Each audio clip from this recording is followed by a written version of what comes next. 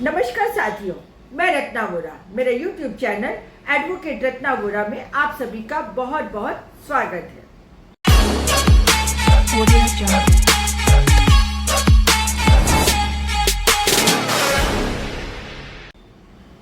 साथियों, पीएम मोदी के आर्थिक सलाहकार परिषद के अध्यक्ष बिबेक देबरॉय 15 अगस्त को मिंट में एक अपना लेख लिखते हैं और उस लेख में कहते हैं कि अब भारत देश के संविधान को बदलने की जरूरत है। जब से यह लेख छपा है तभी से पूरे देश में यह चर्चा चल पड़ी है कि क्या सचमुच अब भारत देश के संविधान को बदल दिया जाएगा। दरअसल भारत देश के संविधान पर यह पहली बार हमला नहीं हुआ है, परंतु कई बार ऐसे हमले हो चुके हैं। फिर चाहे वो भारत देश के संविधान को फाड़ने की बात हो, जलाने की बात हो, या फिर उसको दरिया में फेंक देने की बात हो। और भारत देश का संविधान जब से बना है तब से ये आरएसएस के मनुवादी लोग भारत देश के संविधान के विरोधी है, तिरंगे के विरोधी हैं। तभी तो आरएसएस के मुख्यालय में आजादी के 52 वर्ष तक तिरंगे को लहराया नहीं गया था। और तभी भारत देश के संविधान को 2017 में संघ के प्रमुख मोहन भागवत ने कहा था कि यह संविधान में विदेशी सोच नजर आती है और इसके कुछ हिस्सों में विदेशी सोच है, इसलिए इसे बदल देना चाहिए। और अब यही बात बिबेक देबरॉय भी कह रहे हैं। वह ये कहते हैं कि भारतीय संविधान कॉलोनियल सोच है, अर्थात उपनिवेशिक सोच है, और यह 1935 के गवर्नमेंट ऑफ इंडिया एक्ट पर आधारित है। इतना ही नहीं, बिबेक ओबराय आगे ये भी लिखते हैं कि संविधान के प्रस्तावना में अर्थात की प्रियम्बल में समाजवादी, धर्मनिरपेक्ष, लोकतांत्रिक, न्याय, स्वतंत्रता, समानता जैसे शब्दों की अब क्या मतलब है, क्या औचित्य है। इस लेख को पढ़ने के बाद एक बात जाहिर तौर पर साबित होती है कि भारत में जो ये आरएसएस के मनुवादी लोग हैं वो भारत देश को हिंदू राष्ट्र बनाना चाहते हैं और इसको एक रंग में रंग कर इसका भगवाकरण करना चाहते हैं। यह इनकी नफरत वाली सोच है और हजारों साल भारत देश को हजारों साल पीछे मनुवाद में ले जाना चाहते हैं। तभी तो आपने देखा होगा कि संसद के उद्घाटन में प्रधानमंत्री किस तरीके से सेंगोल को लेकर चले और सेंगोल को उन्होंने स्थापित किया। ये सेंगोल राजाशाही का प्रतीक नहीं तो और क्या है। बिबेक देबरॉय के इस लेख से यह बात स्पष्ट रूप से जाहिर होती है कि आरएसएस के हिमायती ये मनुवादी लोग संविधान के विरोधी है, अतः यह देश के स्वतंत्रता के विरोधी है, देश की समानता के विरोधी है, देश में बंधुत्व भाईचारे के विरोधी है, देश में हिंदू धर्म के सिवाय तमाम धर्मों के ये विरोधी है और ये हिंदू राष्ट्र की स्थापना करना चाहते हैं। परंतु इनके आड़े सिर्फ और सिर्फ भारतीय संविधान ही आ रहा है और भारतीय संविधान है, इस वजह से ये चाहते हुए भी देश का हिंदूकरण नहीं कर पा रहे हैं, क्योंकि देश की सर्वोच्च अदालत ने सन 1973 में ही 13 जजिस की खंडपीठ ने यह कह दिया था कि कुछ भी हो, कोई भी परिस्थितियों पर भारतीय संविधान के जो मूलभूत ढांचा है, जो मूल स्वरूप है, उसको नहीं बदला जा सकता।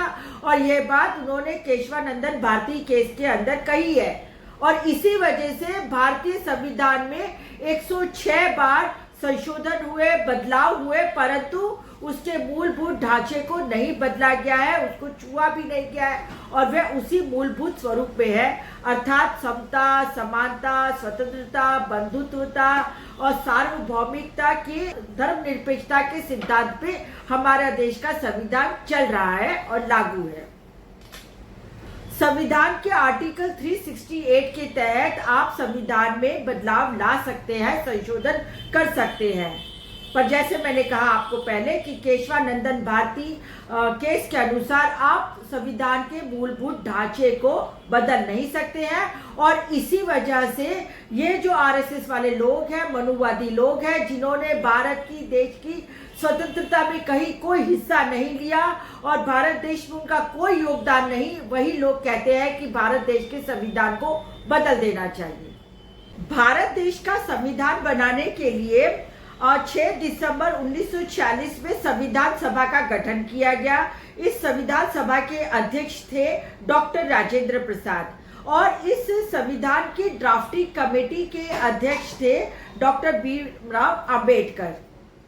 यह संविधान पूरे विश्व का सर्वश्रेष्ठ संविधान है और इस संविधान में सभी तबकों को ध्यान में रखते हुए, फिर चाहे वो महिलाएं हो, पुरुष हो, बच्चे हो, दलित समाज के हो, आदिवासी समाज के हो, पिछड़ा समाज के हो, अल्पसंख्यक समाज के हो, सभी समाज के सभी वर्गों के सबको ध्यान में रख के यह संविधान बनाया गया है। इसीलिए कहते हैं ये संविधान समानता, स्वतंत्रता, बंधुत्वता, समाजवादिता पर और धर्मनिरपेक्षता पर आधारित संविधान है। साथियों, परंतु यदि ये संविधान बदलने की हिलचाल चल रही है या कुछ हिमाकत की जा रही है, तो हम सभी लोगों को जो बहुजन समाज से आते हैं, अर्थात दलित, आदिवासी, ओबीसी, पिछड़ा वर्ग, अल्पसंख्यक वर्ग, सभी को बहुत ज्यादा सजाग, सचेत और सावधान होने की जरूरत है, क्योंकि यह लोग मिलकर कुछ भी कर सकते हैं। जिस तरह का वातावरण और माहौल इन्होंने पूरे देश में बना रखा है, उसको देखते हुए यह संविधान को बदलने के लिए और संविधान को बदलने के लिए दोबारा जो सत्ता में आना है उसकी पूरी पुरजोर कोशिश करेंगे और उसके लिए किसी भी हद तक जाना पड़े उस हद तक जाएंगे। पर हमें भी अब ये देखना है कि 2024 के इलेक्शन में इनको किसी भी हालत में जीतने नहीं देना है, क्योंकि यदि ये लोग जीत गए तो पूरे देश को ये टुकड़ों में बांट देंगे और फिर फूट डालो और राज करो की इनकी जो पॉलिसी है उसके हिसाब से ये ब्राह्मणवादी लोग खुद ब्राह्मणवादी व्यवस्था के तहत, मनुवादी व्यवस्था के तहत राजा बनके हम सभी समाज के ऊपर राज करेंगे और हमें गुलाम बना के रख देंगे। ये लोग चाहते ही है कि हमारे बेटे और हमारे बच्चे डॉक्टर, इंजीनियर, प्रोफेसर, कलेक्टर ना बने और सिर्फ इनकी गुलामी करते रहे। इसीलिए हमें बहुत ही समझदारी से आगे बढ़ने की जरूरत है और इनका जो संविधान को बदलने का षड्यंत्र है उसको नेस्तदा नाबूद करने की जरूरत है। बस आज के मेरे इस वीडियो में इतना ही। मैं फिर मिलूंगी एक नई वीडियो, एक नए टॉपिक के साथ। तब तक के लिए जय हिंद, जय भारत, जय भीम।